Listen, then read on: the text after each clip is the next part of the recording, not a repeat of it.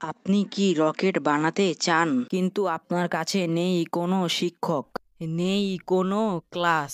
তখন কি করবেন? ইলন মাস্ক করেছিলেন একটা কাজ, তিনি বইকে বানালেন নিজের শিক্ষক। তো চলেন মূল গল্প শুরু করা যাক। ছোটবেলা থেকেই মাস্ক ছিলেন বইয়ের পাগল। দিনে 8 থেকে 10 ঘন্টা বই পড়তেন তিনি। সায়েন্স ফিকশন, টেকনোলজি, এমনকি পুরো এনসাইক্লোপিডিয়া পড়েছিল।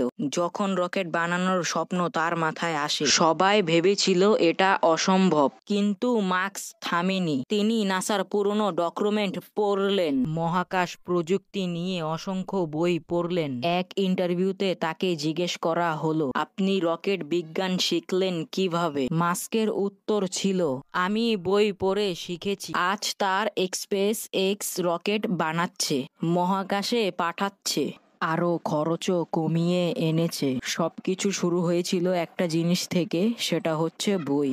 মনে রাখুন, টাকা হারালে আবার আয় করতে পারবেন, ব্যর্থ হলে আবার চেষ্টা করতে পারবেন, কিন্তু শিখা বন্ধ করে দিলে সবকিছু থেমে যাবে। তাই সবাই বই পড়ুন, শিখুন, কারণ আপনার ভবিষ্যৎ তৈরি হবে।